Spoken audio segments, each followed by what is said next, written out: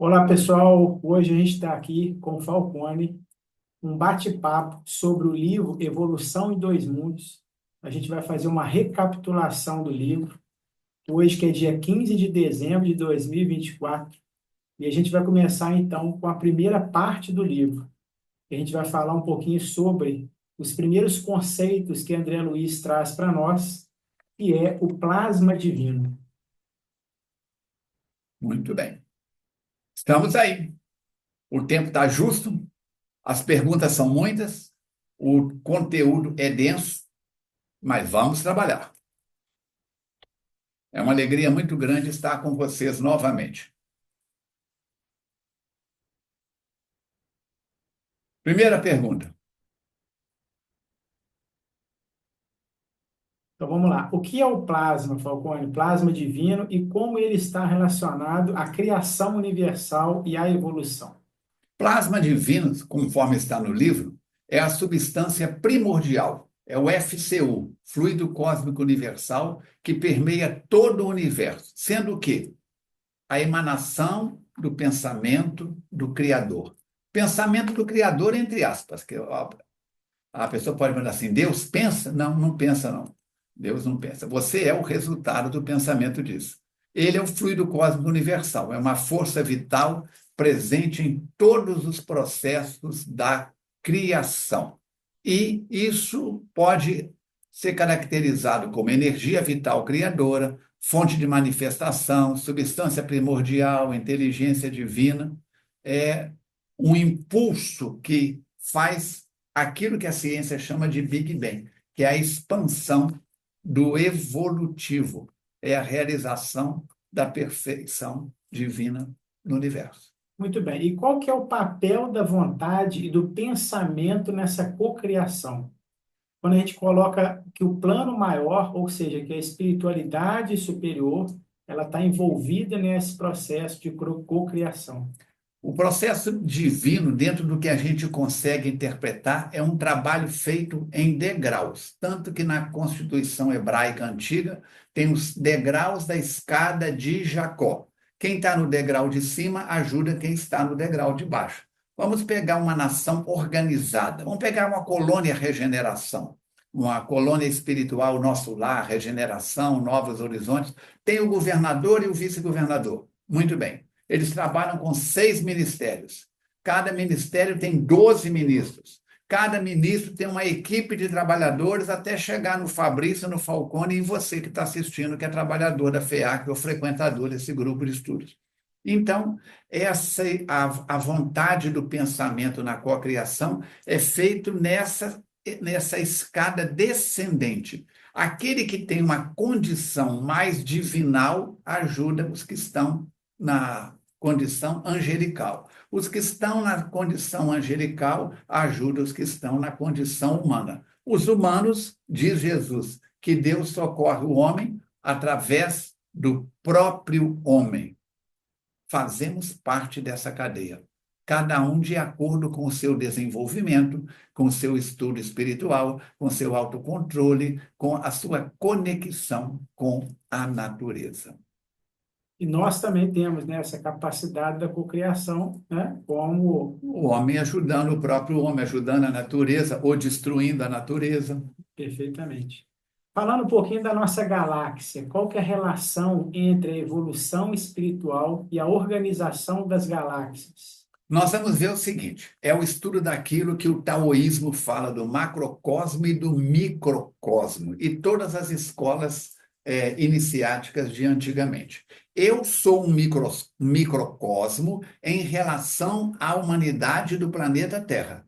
O planeta Terra é um microcosmo em relação à nossa Via Láctea. A nossa Via Láctea é um microcosmo em relação ao universo. O Falcone é um macrocosmo em relação aos meus órgãos. Cada órgão é um microcosmo em relação às células. Cada célula é um microcosmo, é um macrocosmo, é um macro, a célula é macro, em relação a uma molécula. Uma molécula é um macrocosmo em relação a um átomo. E aí vai. Então, nós estamos, como eu disse na questão anterior, nessa cadeia evolutiva e a evolução espiritual vai, como a evolução das galáxias, a evolução dos planetas, vai depender da conscientização e integração com o Criador. Quanto Falcone está integrado com o Criador? Quanto o Fabrício está integrado com o Criador? E por que que é tão importante a gente compreender a posição do espírito em relação ao cosmos? Primeiro, lembrarmos que somos dependentes. Eu sou microcosmo, eu sou um micro-organismo em relação ao cosmo, porque o cosmo tem uma dimensão muito grande. Mas dentro desse sistema chamado corpo, perispírito e espírito, I have the power. Eu tenho a força. Beber ou não beber é uma decisão minha. Fumar ou não fumar é uma decisão minha. Fazer ou não fazer é uma decisão minha. Então, essa é que é a importância. Eu tomo consciência do divino e do sagrado que eu sou e do aprendiz que eu sou. O juízo, ou falta de juízo, vai depender de Joe, vai depender de você. Muito bom. Falando um pouquinho das forças atômicas, qual que seria a relação entre as forças atômicas e o corpo espiritual?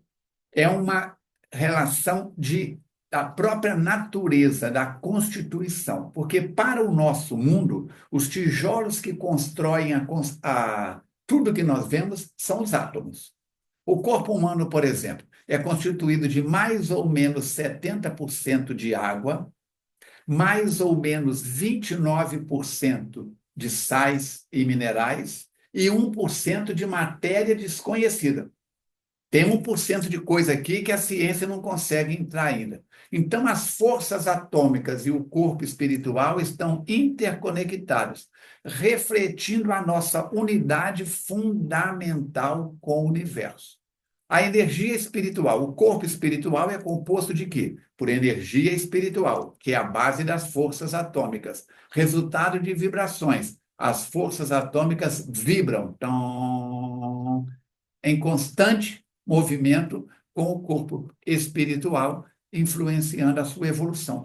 Quanto mais equilibrado eu sou em espíritos, os elétrons em torno do núcleo vão ter uma rotação específica.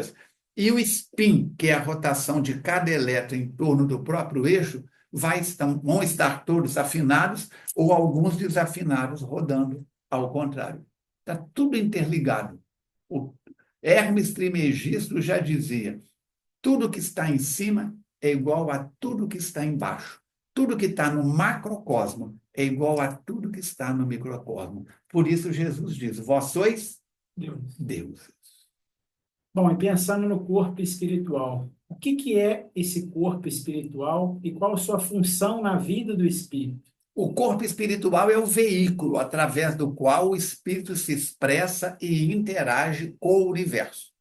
No planeta Terra, eu ajo através deste corpo que você está vendo, 1,72 m, 1,86 m, 72, 71 quilos. Esse é o veículo físico. Agora, o veículo espiritual é o campo vibracional em torno de mim. É a minha aura que está vibrando.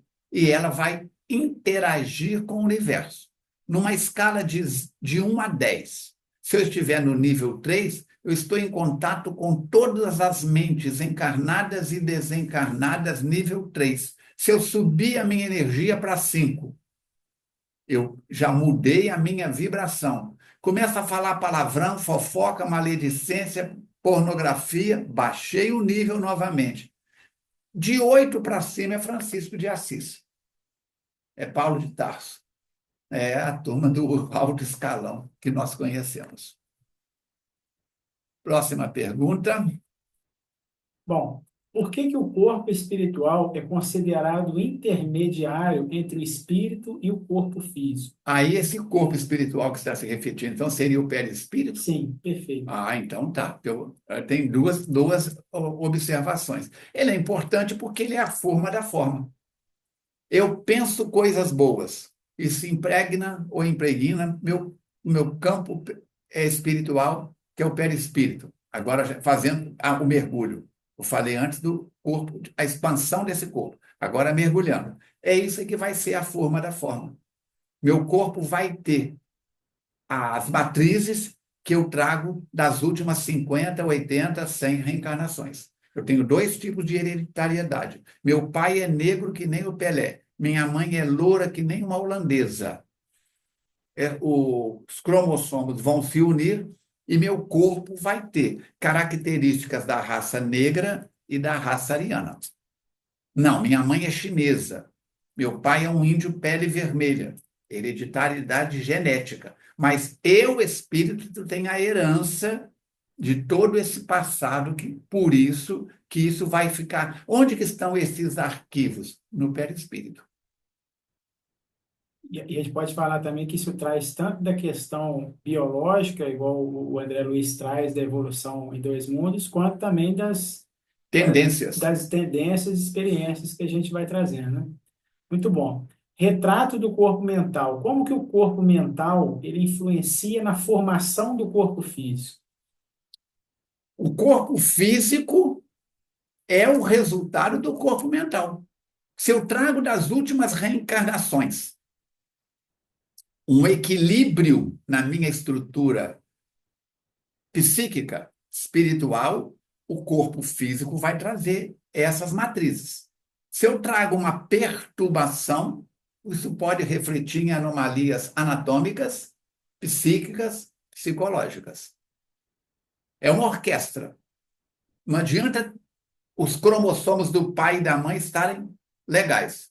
Mas se eu trago uma desarmonia, uma orquestra desafinada, o óvulo vai atrair um espermatozoide com o campo vibracional de acordo com as minhas necessidades orgânicas. Por isso, vemos pai e mãe anatomicamente perfeitos, equilibrados psicológica e espiritualmente, e vem um espírito como filho com limitações anatômicas ou intelectivas. É a herança não biológica, é a herança que ele traz de outras reencarnações. Muito bom. Bom, falando um pouquinho dos centros vitais. O que são os centros vitais e qual que é a sua importância para o equilíbrio do corpo espiritual? Os centros vitais que você está se referindo aí seriam os chakras? Sim, que a gente Então, estuda no livro que quando o princípio inteligente ele vai se avançando até se transformar no espírito, ele também traz esses centros de energia para essa organização espírito e matéria, né? Então, o que que seria, qual que seria essa contribuição desses centros vitais para esse ser? Juiz de Fora tem uma central elétrica. A energia vem de fora por cabos de altíssima, em torres de transmissão, e cai naquela usina. E ela distribui para as ruas, bairros e residências. Se você anda na rua, o que que você vê de tantos em tantos postes? Tem um o quê? Transformador, que ele é responsável pelo equilíbrio da voltagem, da amperagem naquela rede elétrica, naquele circuito. Então, os centros vitais, nós temos 7 centros vitais básicos, que são os chakras, mas nós temos os nadis, que são aos milhares espalhados pelo corpo. Os centros vitais que nós temos é o básico, que dá estabilidade, segurança, conexão com a terra, matriz, com a madre. O segundo, que mexe o sacral, que mexe com a intuição, com a inspiração, a criatividade e a sexualidade. O terceiro, que é o solar, que traz vitalidade, saúde e equilíbrio. Equilibra baço pâncreas com fígado vesícula, a parte digestiva, de preparação e absorção e excreção do que nós alimentamos. Depois nós temos o cardíaco, que é o do equilíbrio, no meio. Amor, compaixão e emoções. Só beliscando o assunto. Depois nós temos o laríngeo, que mexe com a comunicação, a expressão e a criatividade. Avançamos, temos o frontal também, chamado terceiro olho, que mexe com o pensamento, com o raciocínio, com o intelecto. E depois nós temos o chakra, ou centro vital coroa, que é a conexão com o divino, com o sagrado e com a intuição e a sabedoria ancestral. Eles regulam as nossas energias físicas, influenciam o bem-estar, desenvolvem habilidades psíquicas, facilitam a nossa conexão com o divino, regulam os pensamentos e mantêm em equilíbrio o corpo espiritual, perispírito, e o corpo físico. Fazem esta ponte natural. Muito bem. E a questão da estrutura mental das células? No livro, a gente tem um capítulo que chama Automatismo Celular, onde os espíritos superiores, eles trabalham esse automatismo, essa inteligência celular na nossa matéria. Então, como que o pensamento ele pode influenciar nessa estrutura mental da célula? Vamos pegar o princípio da escola filosófica. Penso, logo existo. Podemos dizer o seguinte, virar isso. Existo, logo penso. Depende da vertente que você vai. Como é que o pensamento influencia? É muito fácil. Eu dou o exemplo da lâmpada. Quando você acende uma lâmpada, qual a primeira coisa que ela ilumina? Ela própria. A pessoa fala, o ambiente, a sala. Não, não, não. A luz vem de dentro da lâmpada para fora. Primeira coisa que ela ilumina é ela. Dessa forma, o que que nós vamos ver? Se o meu pensamento, se eu vibro para o Fabrício, que bom, o Fabrício é meu amigo, eu gosto dele, é um cara legal, chuf, essa descarga eletromagnética, espiritual, etc, etc, etc, vão partir e acertar o Fabrício. Esteja ele no Polo Norte, no Polo Sul, no Oriente ou no Ocidente. Eu acho que ele está em Juiz de Fora. Aí está em Cataguases, perdi a energia. Não, acha. Mas isso, antes de chegar no Fabrício, passa por todos os meus chakras, por todos os meus filamentos, por todos os meus nadis, por todos os músculos, tendões, ligamentos, órgãos, vísceras, pele, medula óssea, tudo, meus átomos, para depois chegar no Fabrício, gerando equilíbrio. Eu não gosto do Fabrício. Onde é que será que está aquela peste? Deve estar aprontando alguma coisa, que esse sujeito não presta. Ó, eu mudei a polaridade da vibração. Antes de chegar no Fabrício, vai passar por todas as minhas camadas, do mais material ao mais etéreo. Então, nós temos que pensar isso. Como que influencia? Através das vibrações mentais, da modelagem celular, da energia criadora, do pensamento, da ressonância vibratória, do eco, da reorganização ou desorganização celular, mexe com o todo. Não tem jeito. A parte influencia o todo. Uma farpa que entra debaixo da unha pequenininha. Se eu tiver que fazer uma prova daqui a meia hora, vai atrapalhar a minha concentração. Um gole de bebida alcoólica que eu tomo, se eu for aplicar o passo, mas foi só 2 dedinhos. Só que o cara faz assim, ó, e fala que é 2 dedinhos também. Muito bem. Comentando essa questão do perispírito, né, ou corpo espiritual, como que esse perispírito ele reflete nos estágios de evolução do espírito? Pensando que a gente era um princípio inteligente, passando pelas escalas dos animais e hoje estamos desenvolvendo o corpo humano. Nós temos que pensar o seguinte: na natureza nada se perde, nada se cria. Quantas palavras tem nesse livro?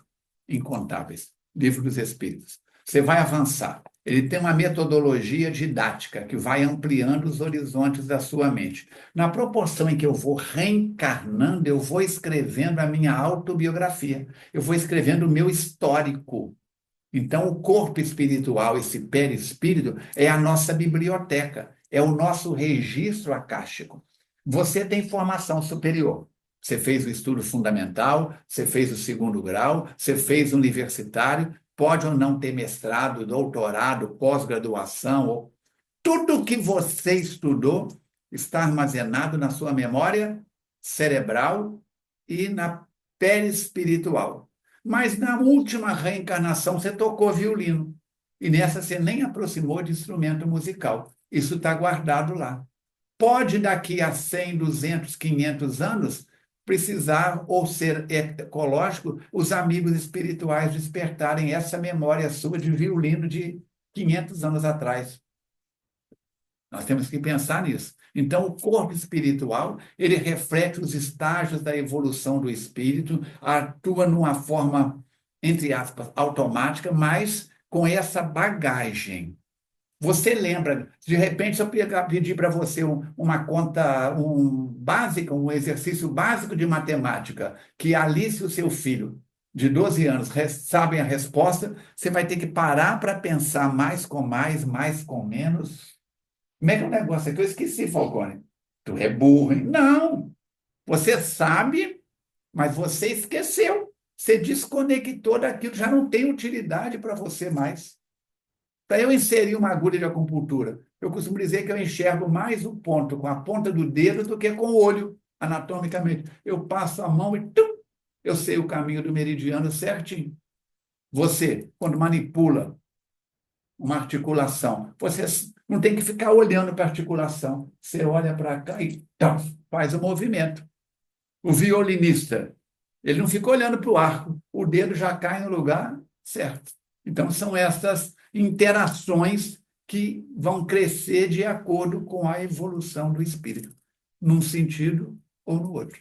Isso vai criando esse automatismo, né? Então, esse automatismo a gente pode falar que é o próprio aprendizado Sim, desse perispírito, né? Que vai repercutir nesse espírito também. sua menina de 5 anos está num nível, seu filho de 10 anos está em outro nível, a Alice com 12 está em outro nível, o Fabrício está num nível, o Falcone está em outro. Então, nós temos o espírito primitivo que está nos instintos primários. Temos o espírito em desenvolvimento que já está mais luminoso, começando o crescimento espiritual. Temos o espírito evoluído que já está com o corpo espiritual radiante, refletindo sabedoria, amor, compaixão, e temos o espírito iluminado, que é o spotlight, né? Não tem mais perispírito, não tem, conforme vai evoluindo o espírito, o perispírito vai desmanchando, vai diminuindo a densidade. Então, o corpo perispiritual varia de acordo com o estágio evolutivo. Um gladiador romano, né? Um Gengis Khan, tem estratégia militar, ataque e defesa, mas o perispírito do bicho é de quê? De um guerreiro. Sangue voando é coisa normal. Uma Cecília Meirelles, uma poetisa, uma Alta de Souza. Chico dizia: eu não sei quando estou psicografando Alta de Souza, se eu choro pelos olhos de Alta de Souza, se Alta de Souza chora pelos meus olhos. O perispírito de uma Alta de Souza, de uma Cecília Meirelles, como um do Espartacus, um gladiador romano.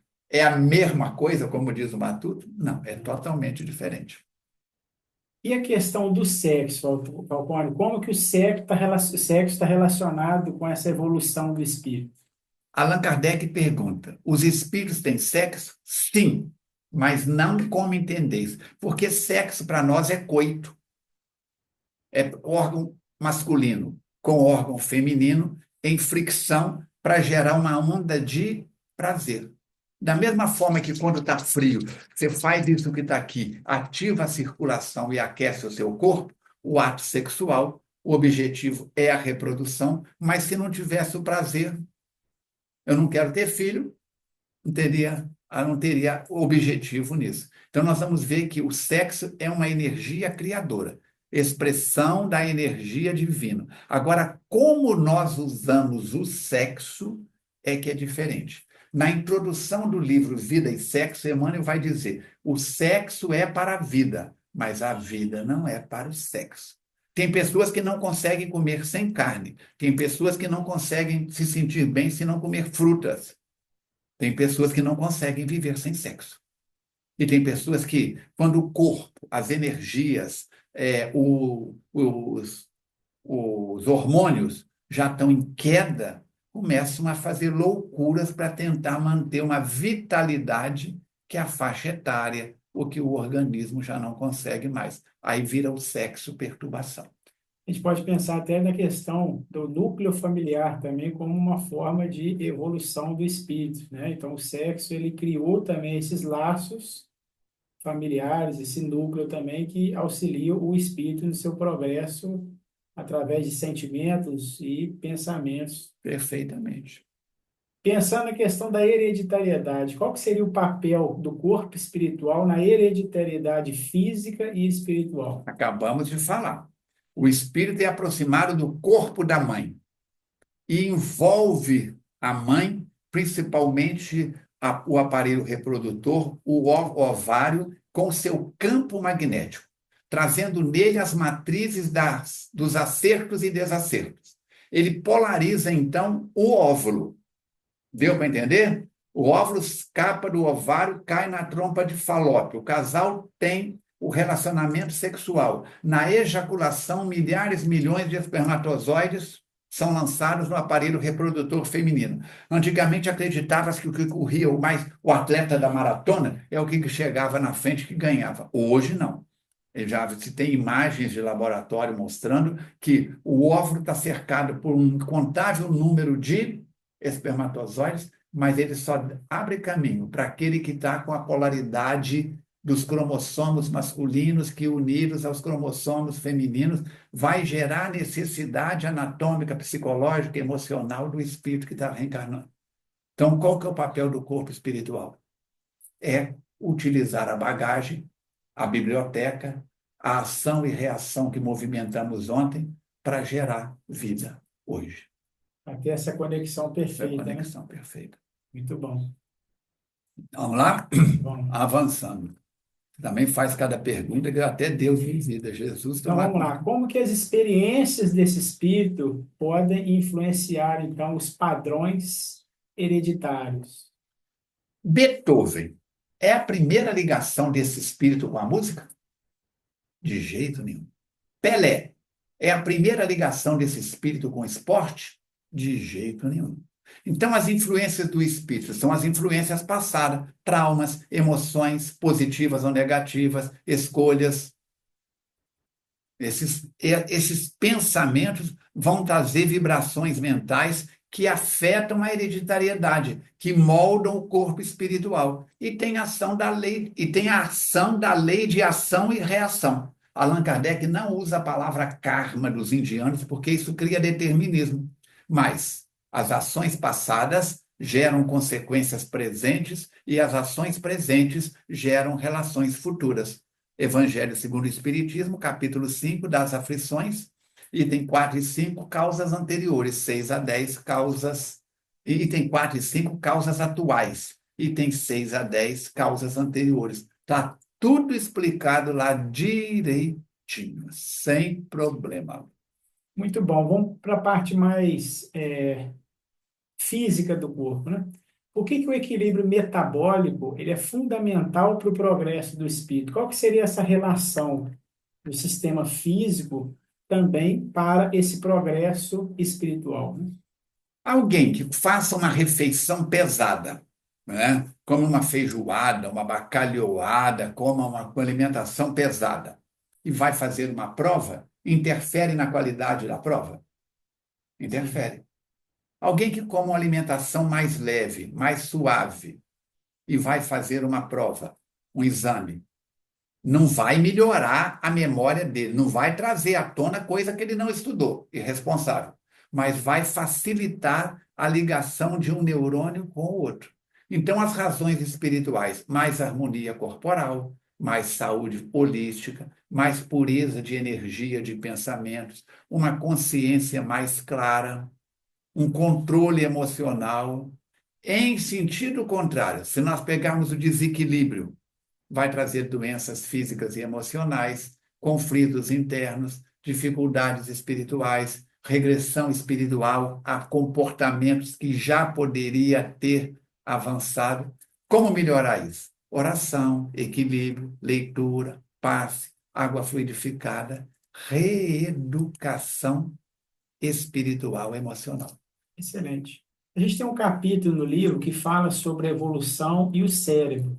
Então, a gente percebe que o ser vivo, quando ele é apenas um princípio inteligente, ele não possui as qualidades e características do sistema nervoso para ter aquele espírito, né, aquela relação com o espírito.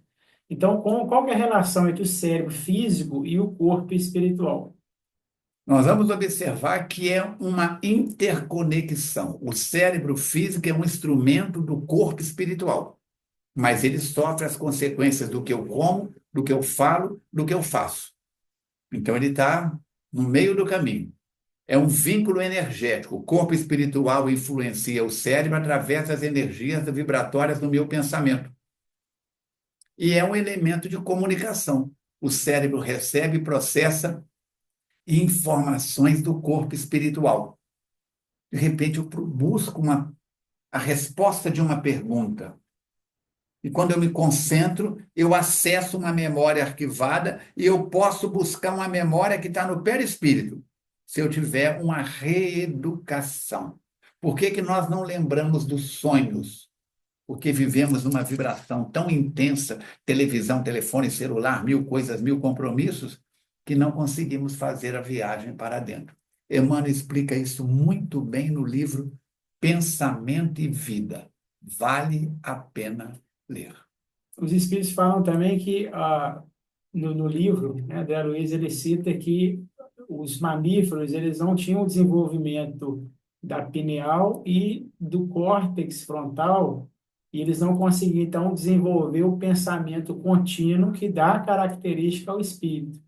Essa pineal também é um ponto importante, né? Ele tem, o mamífero não humano, ele traz o cérebro reptiliano, que são as memórias ancestrais, e o sistema límbico.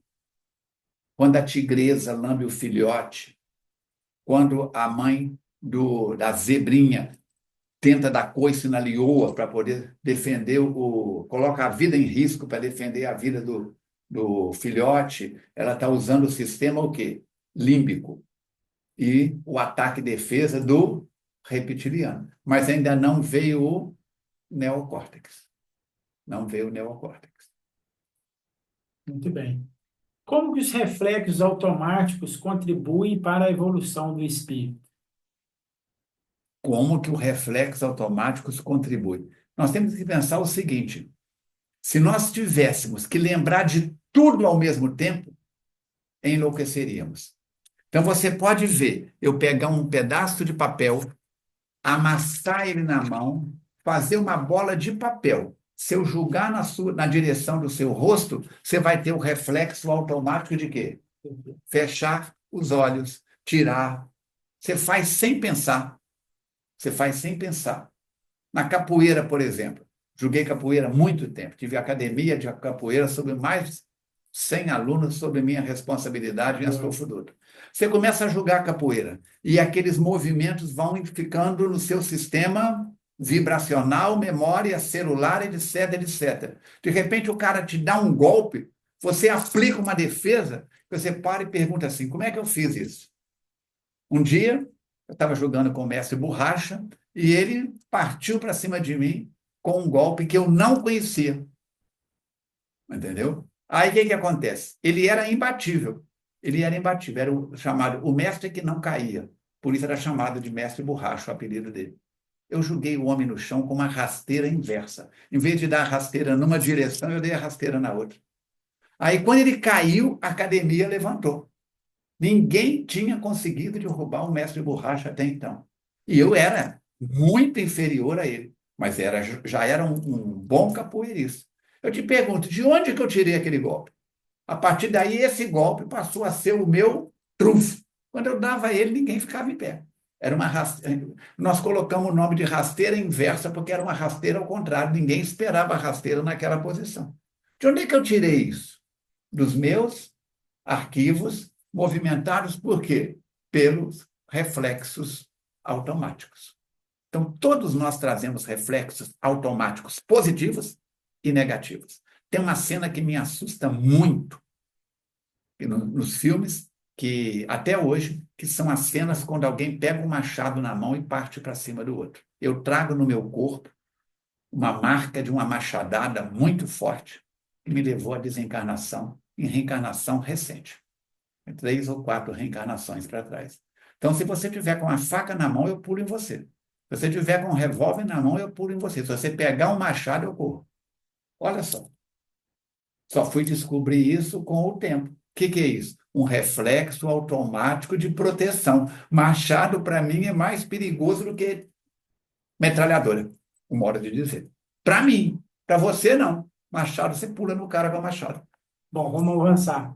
Como que a palavra reflete a responsabilidade do espírito? A palavra é resultado de quê? Fala a boca daquilo que o coração está cheio. Eu achava que era só poesia. Quando eu fui fazer uma pós-graduação em neurobiologia, física quântica e neurociência, eu tomei consciência de que o coração tem uma rede neural mais forte do que a do cérebro. Você sabia disso? Já perguntei isso para 8 cardiologistas. Um falou: eu já li sobre isso, vou pesquisar. 7 riram na minha cara e disseram: você fez curso de medicina oriental, você não entende de anatomia. Eu calei a boca e mudei de assunto, porque eles ignoravam o assunto, mas estavam. Ninguém perguntou: o que é isso? Quer ver o exemplo? Morte cerebral. Como é que o seu cérebro está funcionando? Zero bolinha, zero. E o coração está batendo. E o cara está vivo. E agora, como é que faz? Quem que assumiu? A rede neural do coração. Então, o pericárdio está ali envolvendo o coração, ele está segurando uma rede neural que é mais perispiritual do que fisiológica. Dá para entender isso? Por isso é que não é detectado anatomicamente na dissecação do cadáver. Quando eles dissecam o cadáver, ela morreu, que ela é mais vibração do que matéria. E quando o cardiologista abre o tórax e faz a cirurgia cardíaca, já perguntei para vários cirurgiões: você sente microchoques na mão? Sinto, Falcone. Com a luva de látex, eu sinto formigamento, microchoques. O que é isso? As descargas eletromagnéticas da rede neural do coração. Mas se a gente for entrar nisso que está aí, a coisa vai longe. Nós já estamos com 35 Então, vamos minutos avançar. de. Vamos lá. Bom, essa questão do pensamento contínuo, que é o que nos diferencia do princípio inteligente. O que que é o pensamento contínuo e como que ele molda esse corpo espiritual? As próximas respostas agora nós vamos ter que fazer na base do jogo de ping-pong. Sim. Respostas curtas. Vamos lá. O pensamento contínuo é o fluxo constante de ideias, emoções e intenções que moldam a realidade espiritual. Como é que é o currículo do estudo fundamental? A soma das disciplinas e metodologias que foram usadas ali. Ele não para, porque mesmo dormindo, o seu pensamento contínuo continua. A existência da alma. Por que que o entendimento sobre a existência da alma é essencial para a evolução moral e espiritual? Você tem como um pedreiro você ter consciência, ter entendimento de construção sem tijolo, sem pedra, sem argamassa? Não. Então, o entendimento sobre a existência da alma vai te dar consciência imortal, responsabilidade ética, propósito de existência e conexão divina. Isso gera evolução física, perispiritual e moral. Muito bem. Qual que é a relação entre a evolução morfológica e a evolução moral do espírito? A evolução morfológica vai gerar mais desenvolvimento do corpo espiritual, mais aperfeiçoamento da forma e estrutura física, mental e emocional, mais elevação da sua vibração energética. É como subir uma oitava. Dó, mi, sol, dó. Esse dó aqui está numa vibração diferente desse dó de baixo. E mais desenvolvimento dos sentidos espirituais. Nós temos vários médiuns na FEAC. Alguém lá aproxima, pelo menos de perto, de longe, quer dizer, da capacidade vibracional de percepção de um Chico Xavier? De jeito nenhum. Muito bem. De que forma a histogênese espiritual revela o progresso evolutivo do espírito? O que nós vamos observar? Essa histogênese é resultado de quê? Do desenvolvimento celular espiritual. Se o nosso corpo físico tem um sistema celular, o perispírito tem uma vibração celular diferenciada. O Espírito está no Evangelho. É como o vento, ninguém sabe de onde vem, ninguém sabe para onde vai, mas podeis sentir a sua presença. Resultado de quê? Dessa histogênese espiritual, desse campo vibracional que o Espírito gera. Assim vai facilitar um aperfeiçoamento da forma e estrutura dos corpúsculos lá do perispírito e uma ampliação da consciência e uma compreensão espiritual. Certa vez eu perguntei para Mateus Espírito, como é que vocês veem Jesus? Ele disse, como um amanhecer. Uma claridade que aumenta, aumenta, aumenta, aumenta e de repente desponta e nós temos que abaixar os olhos. Não conseguimos olhar de tanta luz. Quem já viu um amanhecer sabe do que eu estou falando. Muito bom. Qual que é o papel do corpo espiritual na transição entre as dimensões física e espiritual? O perispírito está entre o espírito e a matéria como um amortecedor. Você, como fisioterapeuta, o que tem entre uma vértebra e a outra? Isso. Um disco o quê? Gelatinoso. Não é isso? É um disco ósseo? Não. É um disco pétreo? Não. Que ajuda no amortecimento quando você pula num degrau, quando você desce uma escada depressa, quando você sofre uma queda. Então, o corpo perispiritual, ele vai ter esse amortecimento entre a vontade de matar alguém que eu tenho e o ato. A resposta imediata, um instinto, eu vou matar fulano. Mas isso é biológico. É que o cérebro diz, cuidado. E depois? Então, é ele que serve para ser essa parte conciliadora, mantendo conectado cada vez mais o corpo e o espírito. Quais fatores influenciam a experiência de desencarnação para o espírito? Fatores internos, nível de consciência espiritual. Livro 4 de André Luiz, Obreiros da Vida Eterna, a Desencarnação de Dimas. Grau de maturidade emocional. Tem criaturas, trabalhadoras da FEAC, que despertaram após poucos dias de desencarnada. Tem criaturas, trabalhadoras da FEAC que nós acompanhamos, que demoraram semanas, meses, algumas até anos. Desenvolvimento da intuição. Eu não sou médium, eu não vejo, eu não percebo nada, mas o que acontece? Quantos que não veem nem percebem nada e que têm intuição de que está aproximando a hora?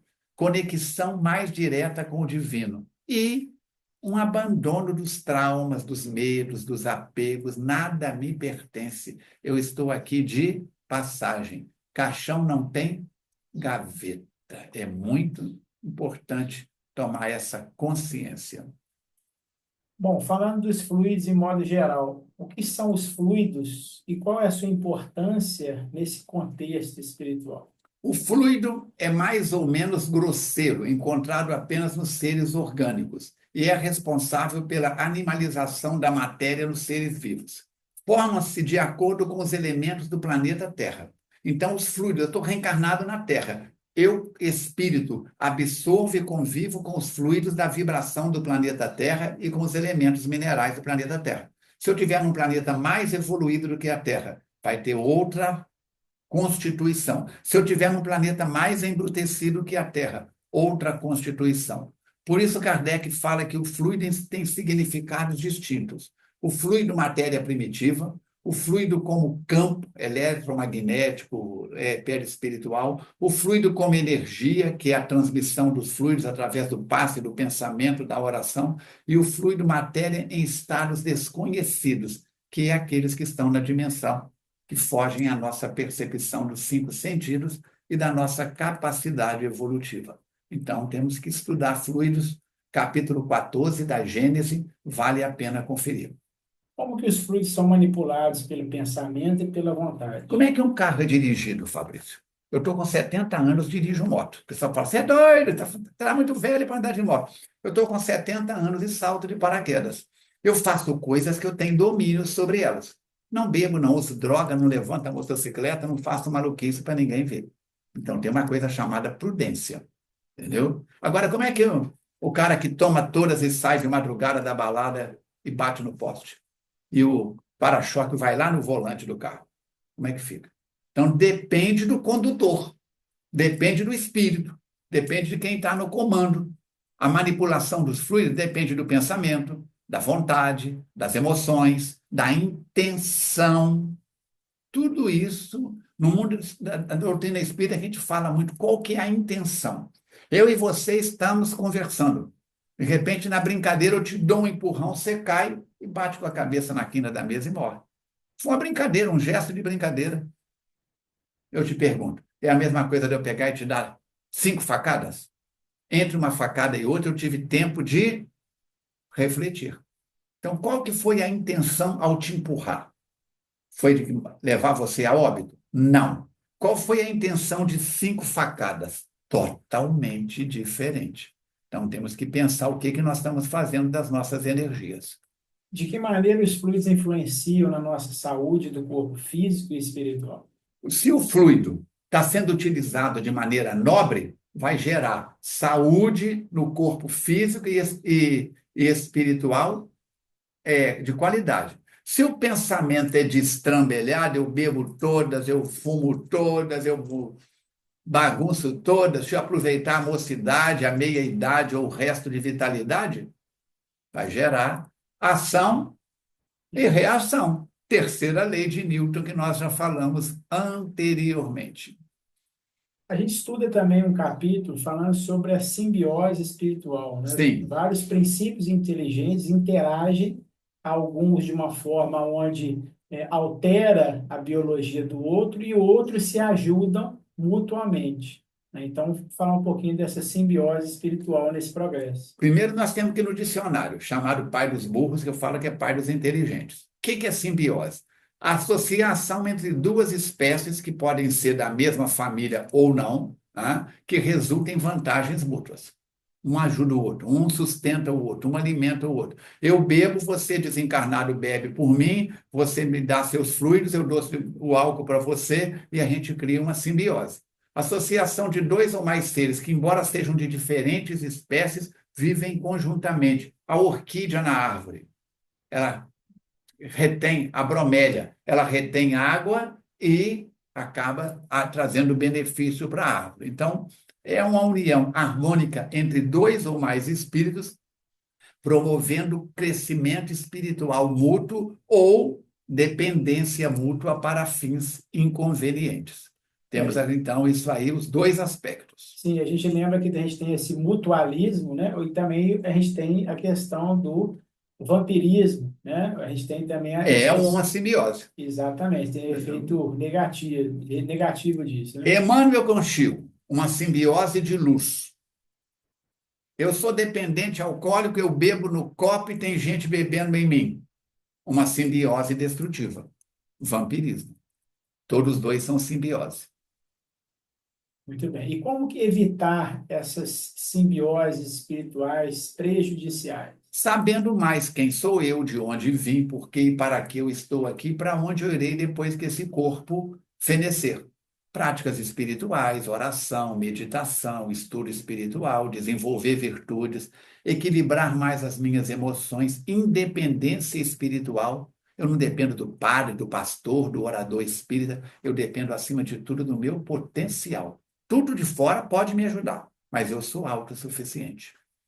O que que caracteriza esse parasitismo, né? Ou seja, que nós chamamos de vampirismo espiritual? É uma simbiose com finalidades negativas. É Livro dos Médiuns, capítulo 23, das obsessões. O que é obsessão? É a ação de uma mente sobre a outra com intenções negativas, destrutivas ou sugadoras.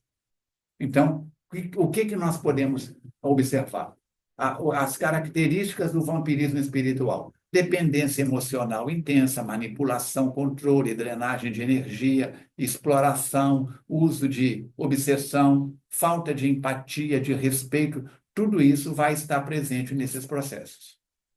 Muito bem. Como que as religiões, ao longo do tempo, abordaram o conceito do perispírito?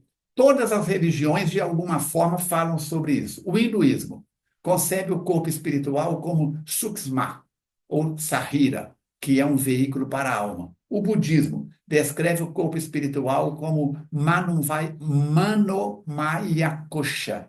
Manomaya Kosha. Kosha quer dizer vida, um corpo mental e emocional. O taoísmo refere-se ao corpo espiritual como o corpo de Qi, Ti, a energia, a essência vital. Nas religiões abraâmicas, o judaísmo chama o corpo perispiritual Nefesh, a alma, e Ruach, o espírito. O cristianismo descreve o corpo glorificado ou corpo espiritual, corpo. Como é que ele fala, está no Atos dos Apóstolos? Corpo corruptível e corpo incorruptível. Está em Coríntios, capítulo 15, versículo 44. O Islã concebe o espírito como ruh, como uma essência divina. O esoterismo descreve como consciência superior. A teosofia como corpo causal ou búdico. O espiritismo descreve o corpo espiritual como o perispírito ou o veículo da alma. Certo? Excelente. 49 minutos, 15 segundos e mais alguma coisinha. Muito bom. Gostaria de agradecer aí a sua atenção, o seu carinho e essa explanação excelente para nós aí. Desculpe a metralhadora, mas é que nós estamos gravando num horário que deu uma brecha para ele e para mim, e daqui a pouco eu já estou saindo para um compromisso com a Alice, e ele está saindo com um compromisso profissional. Agradeço e desejo a todos um Feliz Natal, um próspero Ano Novo e que possamos continuar cada dia mais unidos, mais fortalecidos. A união faz a força. Uma andorinha só não faz verão, mas marca presença. Seja você a andorinha que marca a presença. Um grande abraço, juntos e misturados.